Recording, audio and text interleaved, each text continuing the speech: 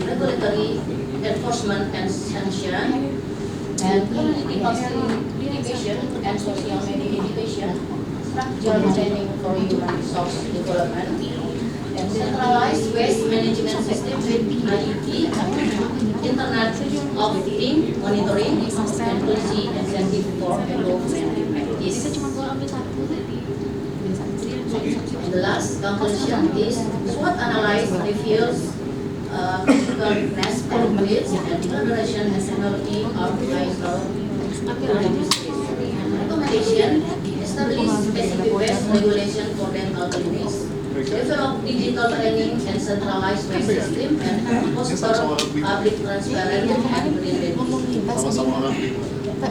green banking. And temanya itunya rusak. Saya kasih pinjam ini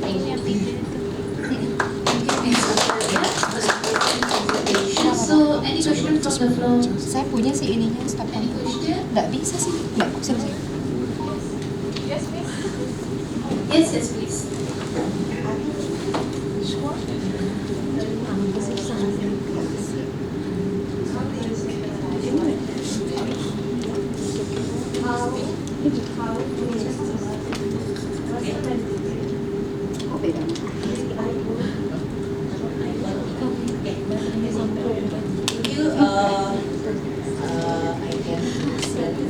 IoT is Internet of Things. Use the maybe information system. Yeah, I think that's because the centralized waste management. Ini bawa PLN. IoT for monitoring the waste, the dental waste, yeah, is an integrated that coordinate the collection or segregate the transport and waste management from multiple sources of healthcare facilities, yeah, especially private dental practice. And honestly, in Pekanbaru, this technology has not been used because maybe two reasons. As one, because high initial cost, yeah, for the dental practice, and maybe human resource readiness. Thank you very much for sharing. So now we call on the next speaker. So Munir Muhammad Salib.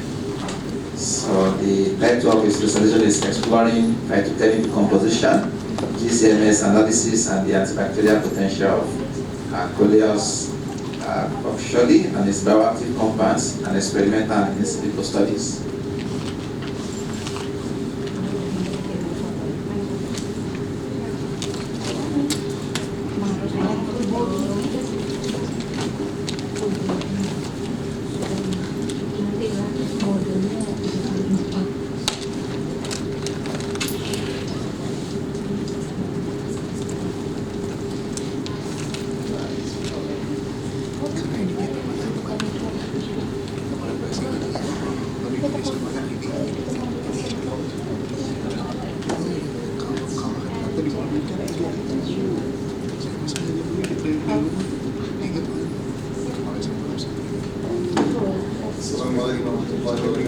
Waalaikumsalam warahmatullahi wabarakatuh.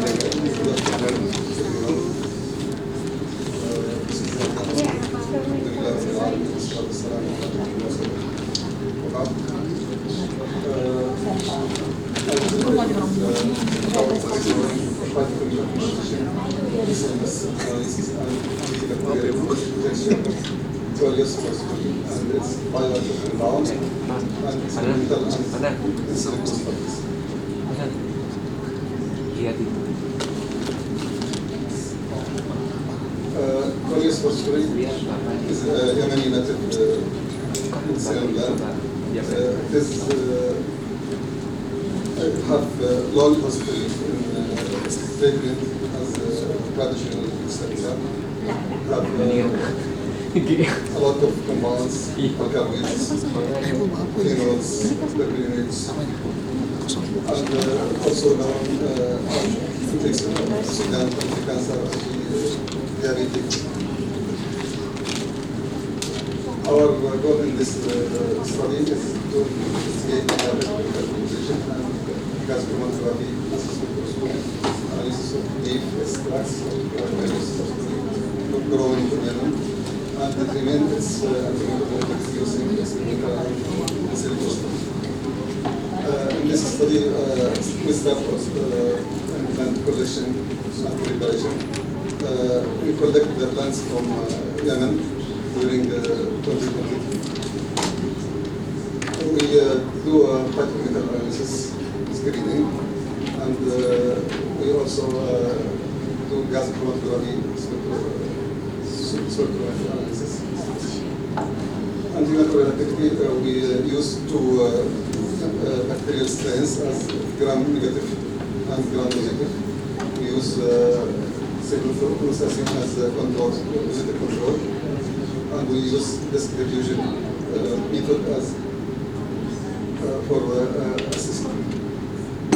For doing analysis, we used Autodoc, Vienna, and Lyrex for docking analysis and for preparing legend and proteins, and also BioVia Discovery Institute for visualization of our results.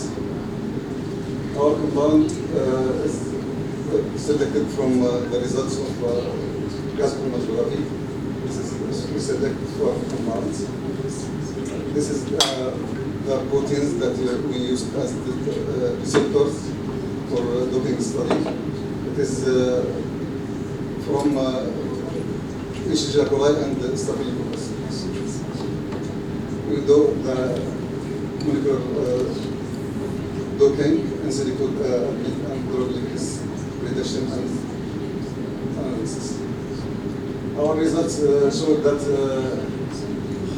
the extract, ethanol extract is rich with alkaloids and coumarins, and also the water extract rich with phenols and tannins. This is the result of gas chromatography analysis, and this is the results of antimicrobial activity comparing to signal processing. And this is the result of our molecular doping study. This is for our compounds comparing to ciprofloxacin for each proteins from which Staphylococcus and Escherichia coli. This is interaction, some example of interaction between our compounds and proteins. This is another example. This is in situ and drug likeness of our compounds, and this is toxicity profile of our compounds.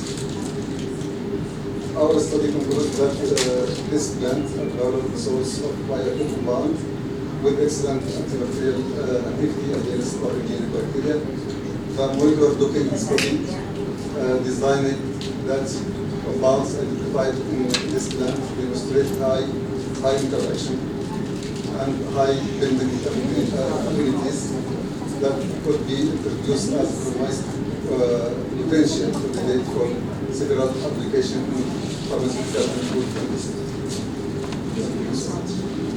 Okay, thank you, Mr. Munir Muhammad, for sharing. So now, okay, Saiful. What software and hardware do you use for your molecular docking? I use HyperCam on Silicon Graphics station. I use Vienna and Lyrex. Hardware? What's your hardware? Are you using a normal PC? Yes. Oh, it works on a normal PC. On my On your laptop. And it doesn't slow down. Oh, okay. And then how do you do your minimum energy configuration to make sure it's the right one? Because you will have so many different energy configuration. What you don't get is because there'll be latest growth is reducing diarrhea, and this is actually the first flight. Okay, I'll be interested to see how you use this now. I can show you how I do it, but I have to take you to select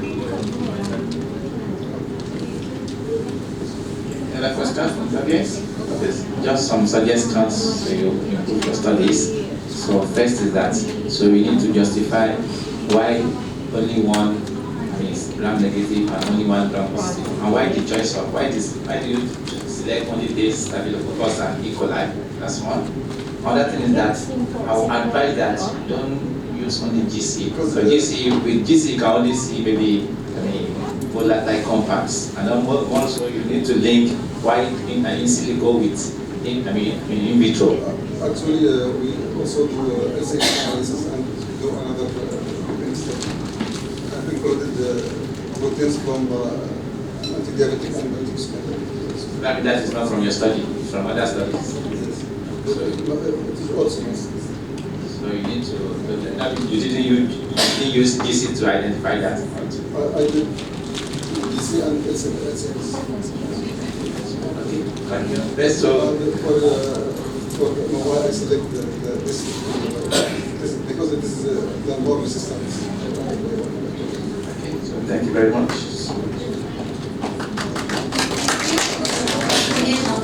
Okay, next we would like to welcome Mr. Arnibanti to present on the drinking water sanitation and hygiene, food safety, and the impact on toddlers after pandemic COVID-19 in Pekanbaru, Indonesia.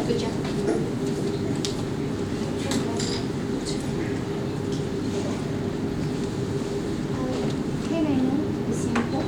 Maybe you're doing testing with the human or mouse maybe for the experimental your research? Only in vitro. And in vitro, not in vivo too.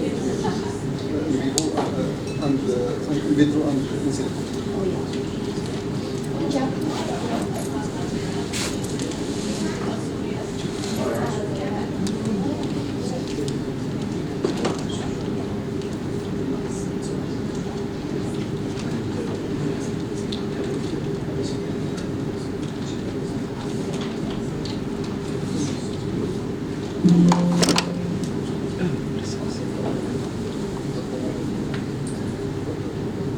Assalamualaikum warahmatullahi wabarakatuh. Waalaikumsalam.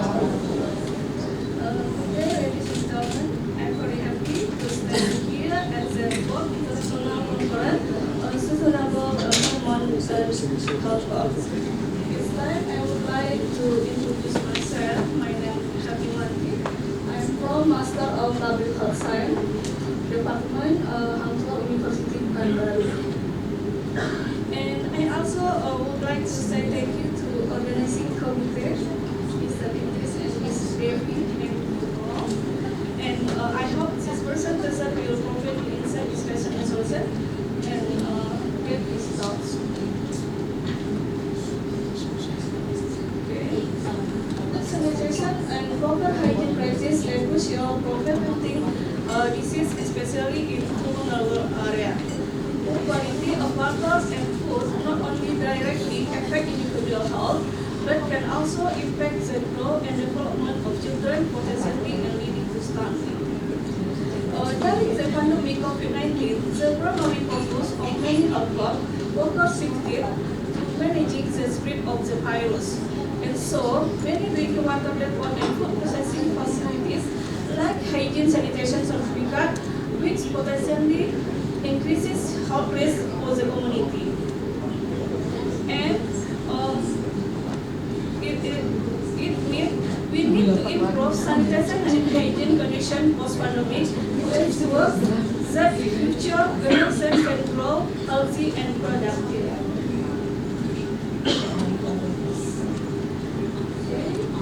This is I want to show on the graph. We can see the data prevalence from 2013 to 2022 for national Riau and Pekanbaru. Especially for Pekanbaru, achieved target on 16.8%, compared with national achieved 21.6, and Pekanbaru 7 cities more achieved to the Pekanbaru. And this one, yeah, because this in English, yes. On this graph, you can see the data prevalence of. Yeah, the tables of the habit consumption water source on urban and rural community in Indonesia. The data from the Central Statistics Agency, we can saw many people using bottled water and refill water. More than 50% urban and rural using the bottled water, and in this case need to more attention about hygiene and sanitation. The objective the research, this is relevant or similar with World Bottled Water about the interconnection of water supply, sanitation, hygiene, and nutrition. And we focus in this research to access the sanitation and hygiene quality of drinking water, to connect the sanitation hygiene condition, also to insight into the relationship between sanitation, hygiene, and geohealth. And this study,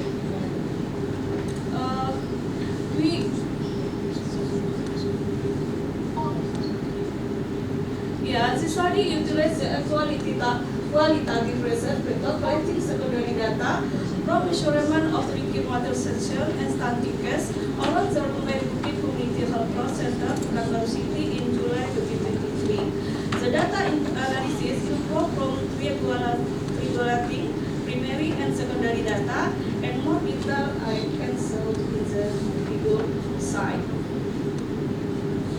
And now, this is go to the result of discussion have three points. Yes, the depot in the Pekanbaru has 700 depot, but only 43.67% has monitoring and check, and 33% depot not already expired, and one just has a certificate hygiene sanitation, and 56% not have certificate hygiene sanitation. And this is something post COVID-19 at the province in Indonesia. For the data, we get to see. Okay, the report the achievement reducing sampling solder in Pekanbaru City from 2022 until 2023 has reduced. The data from 300 reduced to 200 or more. And this is the top three. We say the district has the prevalence starting, and why I choose the Rumbai Bukit because have the top three of the data. And this is the relationship with food management press. We now put the management press. Iwanti, sorry for disturbing. Can you please wrap up your speech? Yes. Yeah, go to the wrap-up. This is just so the data via province is still less from the standard in national. And now the exam the recommendation, exam leading to enforcement of hygiene certificate, training the depot owner, and collaboration with the private sector. And this is a summary and suggestion we need to reference to study focuser study on sanitation, water quality, and geohealth. I need to inspire better strategies for protecting vulnerable persons, especially children in Indonesia. Okay,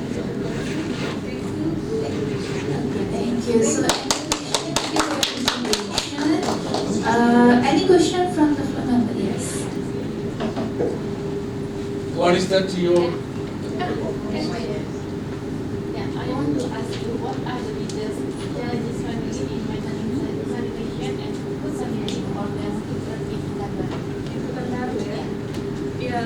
We know in Indonesia, or general Indonesia, both the water still have the law to hygiene and sanitation. especially for Pekanbaru, I think we have limited access to clean water, still have limited, and also education to the community, education is still low, and economic factor because the water have relationship with the good sanitation for water, and also habit, community habit, have relationship also with water.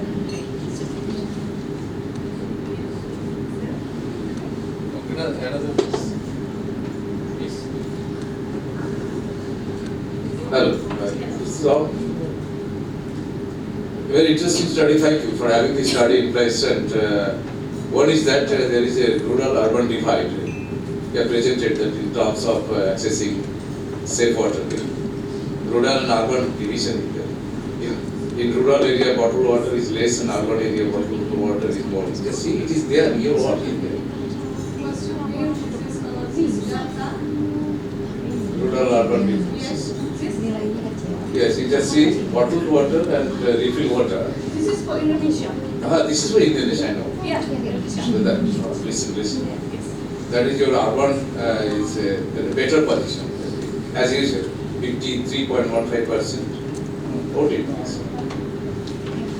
Yes. Yes. You stop here. You hold it. And our rural is 23.14. It's a very interesting depiction. Yes.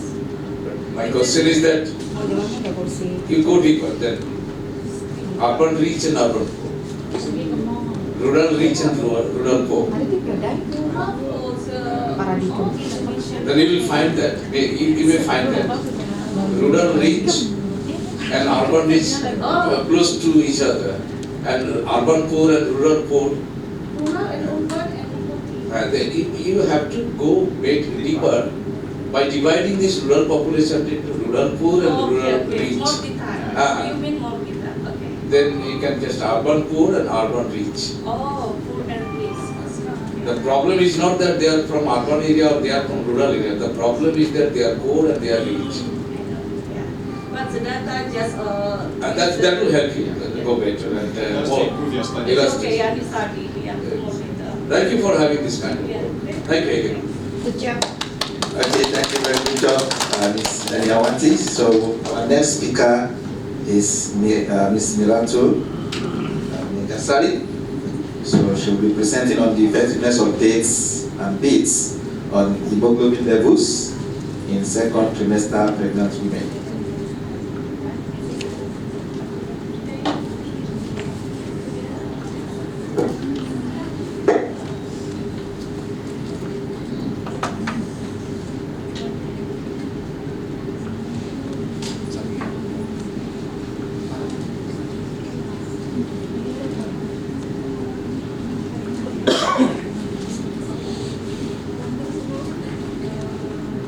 Bismillahirrahmanirrahim.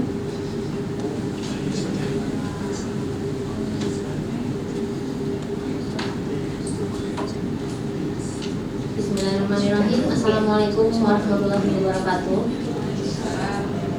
Good afternoon, everyone. My name is Milato Megasari, and I know a student in the School of Nursing and Applied Science in Lincoln University College. Before I say thank you to Prof. Marida, Prof. Saiful, Dr. Saiful, Prof. Sangkar, and Dr. Idris, Dr. Devi, and special thanks to my main supervisor, Dr. Nur Hasima, to support me in here to presentation today.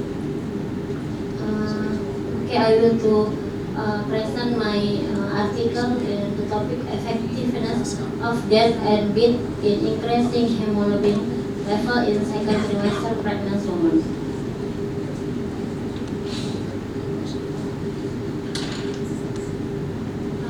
Background: anemia, high risk condition in pregnancy caused by decreased red blood cell production because low oxygen transport. Hemoglobin level in anemic pregnant women 7 until 10.5 gram per cent.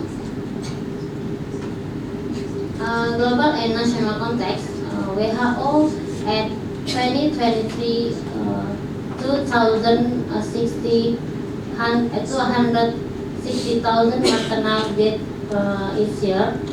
18,000 women die daily because bleeding, infection, hypertension. Anemia is a preventable cause.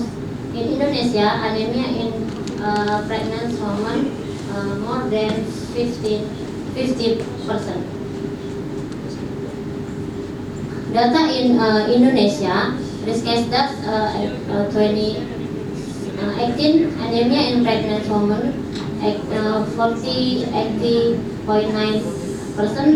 increased from 37% in 2013. High prevalence of 15 until 24 years old or 84.6%. Local data in Riau and Pekanbaru. Riau province 1830 maternal death because anemia, related cause, hypertension 27.08%, bleeding 21.26%. In Pekanbaru at 2020 19.58% pregnant women had anemia.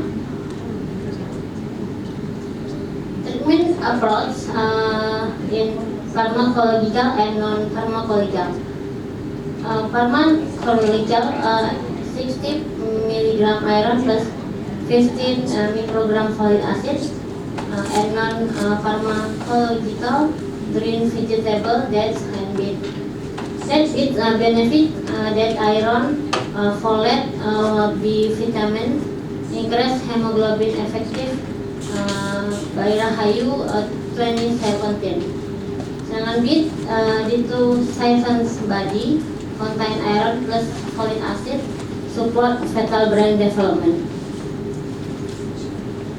Result of the end problem, increasing anemia case in Puskesmas Karya Wanita 2021 until 2024. Study conduct to assess whether death or beet are more effective in increasing hemoglobin level. Methodology, type quasi-experimental by design to group pre-test and post-test. Location Karya Wanita Health Center. Respondent 36 pregnant women with anemia. Result, they were divided into two group. It's consisting of 18 individuals. Group A received an intervention consisting of consuming two fresh dates 3 times a day for 7 days.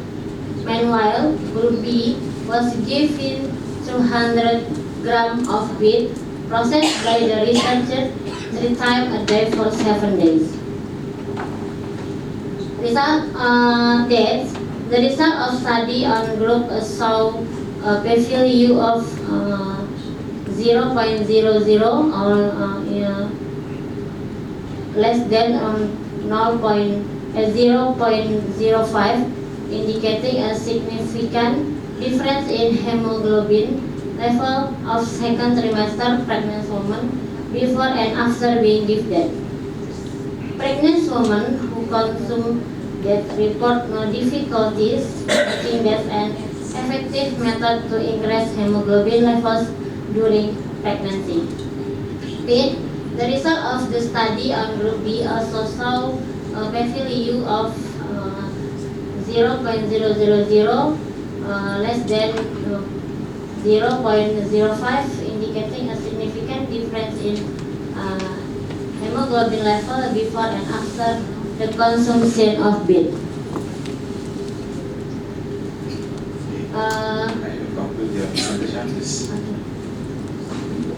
Anemia affect maternal and fetal health.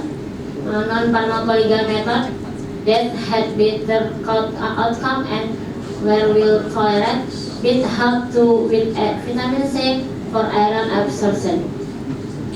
That are more effective than with increased hemoglobin level in second trimester pregnant woman at Karya Wanita Health Center, Pekanbaru. Thank you. I back to the. Okay, thank you very much, Ms. Ratu. So now time for Q&A. Okay, from Saiful.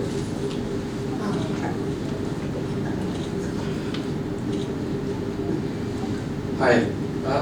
Okay, two things. First, you have to make sure that you put in your title that it is iron deficiency anemia. There are many types of anemia that is not made clear. Okay, there's so many types of anemia. It doesn't mention what anemia it is. Okay, okay. First, make that sure. Okay. And another one you said is, can you say that in your second slide? You say your second slide says anemia. Okay, second slide. Okay, third slide.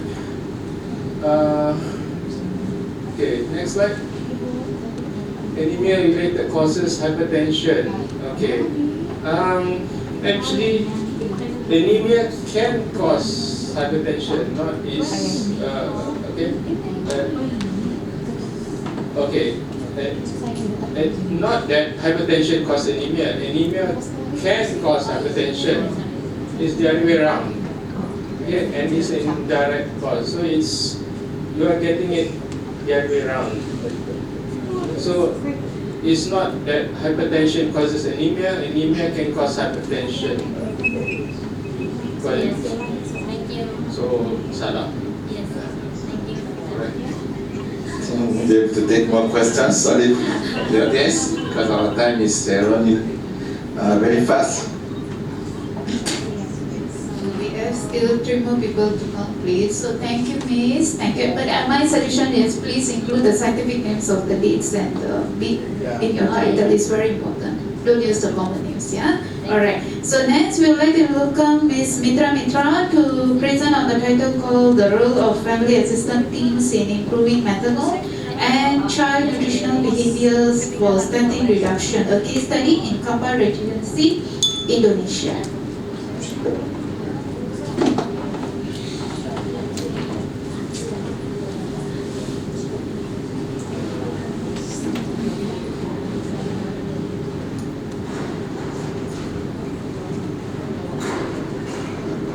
Assalamualaikum warahmatullahi wabarakatuh. Waalaikumsalam warahmatullahi wabarakatuh. Bismillahirrahmanirrahim. Good afternoon, everyone. Let me introduce myself. My name is Mitra, and this my team. We are from Universitas Hang Tuah Pekanbaru. I want like share with you my research about the role of family assistance teams in improving maternal and child nutritional behavior for stunting reduction, a case study in Kampar Regency, Indonesia. This is my background research. Stunting is a chronic nutritional issue with long-term consequence for child physical growth, cognitive development, and overall productivity. National target reduce stunting to 14% by 2024. Kampar Regency has reduced stunting from 25.7% in 1991 to 7.6% in 2093. Family assistance teams or FATs are key in community-based intervention. The objective of my research is to analyze the role of family assistance teams in mentoring families to drive behavior change in maternal and child nutrition practice by reducing stunting in Kampar Regency. Study design and setting. Study design method qualitative using a case study approach Location Tambang Community Health Center, Kampar Regency, Riau Province, Indonesia, focus in Tarai Village, High Risk Family, and Kurapan Village, Low Risk Families. Participant and data collection, total 14 informants, FEDS members, community stakeholders, and mother of stunted children, method using SDGs in the interview, observation, and document review. Key themes identified. The first, health and nutrition education and growth monitoring. The second, risk factor for stunting. Next, program collaboration, challenges in mentoring and behavior change. The detail are the time one are the role of FEDS in health and nutritional education and child growth monitoring, education on breastfeeding, complementary feeding and immunization, mentoring MUAC and body weight. Intervention begin with prospective brides combating misinformation, example vaccine hesitancy. Term 2 and 3, collaboration and risk factor, collaboration with the Office of Regions Affairs, Village Program and Community Health Center, risk factor, lack of exclusive breastfeeding, poor complementary feeding, fast food, stress such as divorce of family conflicts and indoor smoking. Term 4 and 5, challenges and behavior change. Challenges, limited tools, low incentive, high mobility and stigma, and behavior change, increased exclusive breastfeeding, improved dietary pattern via WhatsApp monitoring.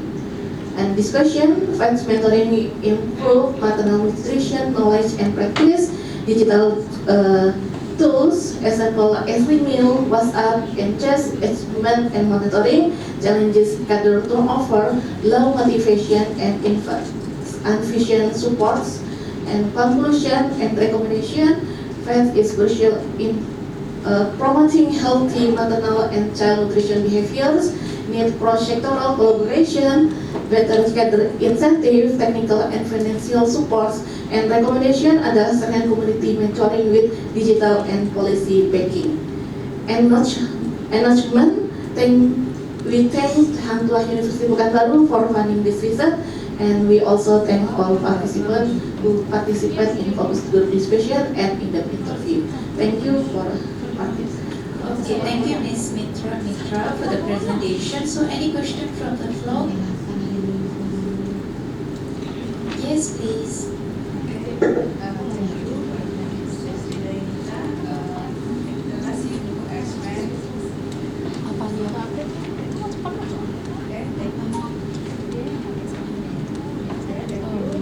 My name is Darita. The last you explained about FAD, the Family Assistance Team, right? What the primary role of the FADs in reducing stunting? Okay, thank you, Ms. Jessica. I want to answer for your question. Family assistance teams provide nutrition education, monitor child growth, and support a behavior change in family through digital tools and collaboration with local stakeholders. They help improve maternal practice and reduce stunting despite facing resources and motivation challenges. This is my answer. Thank you very much. So our next speaker will be Lee Bowen. So Lee Bowen will be presenting on the effect of three orthodontic retainers on periodontal pathogens and periodontal parameters.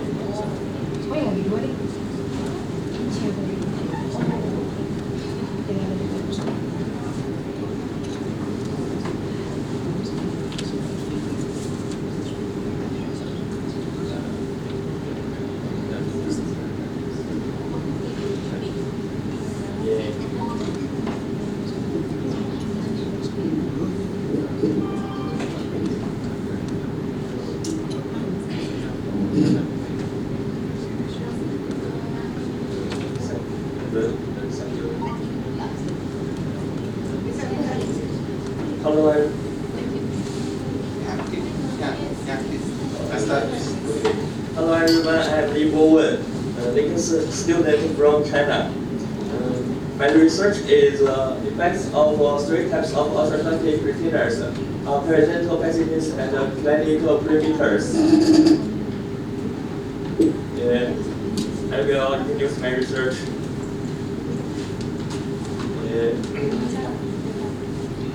Nowadays, more and more people are undergoing orthodontic treatment.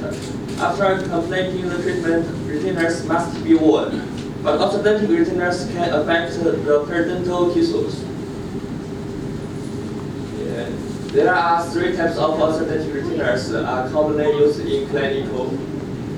The picture one is the vacuum form retainers, VFR. The picture two is Holly retainers, HR. The picture three is the fixed lingual retainers. Here we can see this. The IR's advantage is aesthetic appearance and relatively low cost. The disadvantages are prone to food accumulation and difficult to clean. The HRS advantages are removable and easy to clean. The disadvantages are less aesthetic appearance.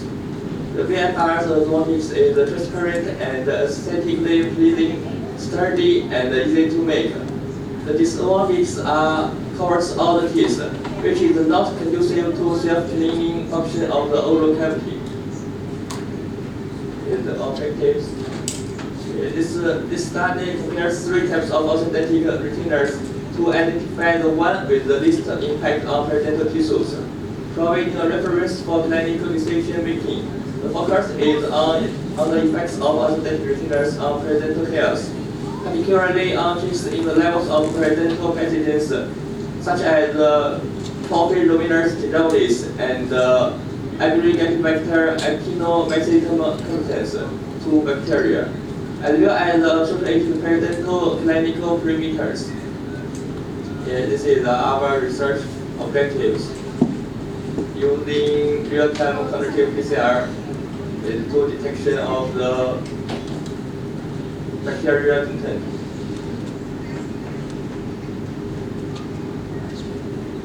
This is a project applies real-time quantitative PCR technology to measure target bacteria for the absolute quantification of pathogenic microorganisms.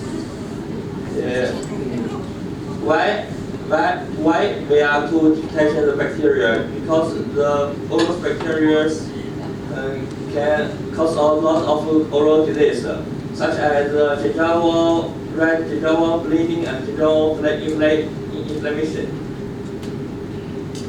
It's a procedure. It's like So and there I want to especially introduce two types of periodontal bacteria. The first one is Porphyromonas gingivalis (PG), the gram-negative obligate anaerobe that plays a variety of venomous factors able to invade osteodermis and damage host tissues.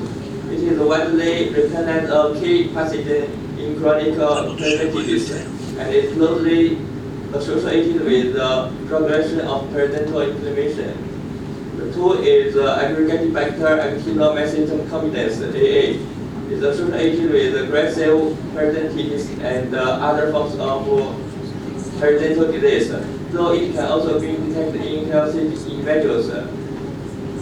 Increasing number of studies have shown a strong correlation between AA and aggressive periodontitis. How do we obtain samples of this bacteria? Mainly by collecting patients' saliva samples. This is the blood PCR procedure.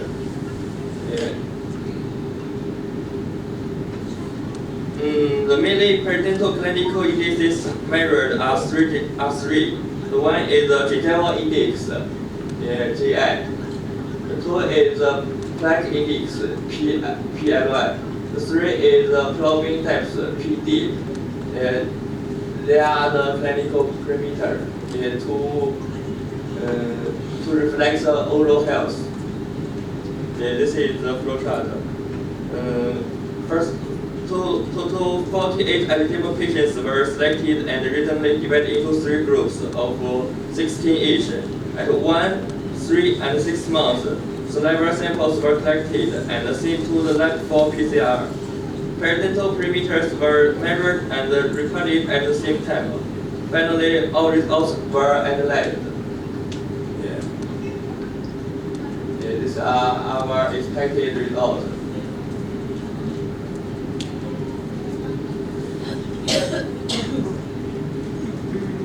Our dental medical center has a abundant patient source with over 200 alternate treatment completions annually, ensure the most progress.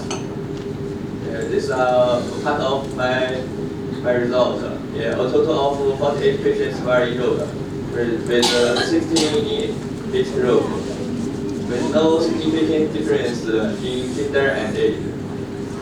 This is a table. This table is 48 patients. All patients come from China's hospital.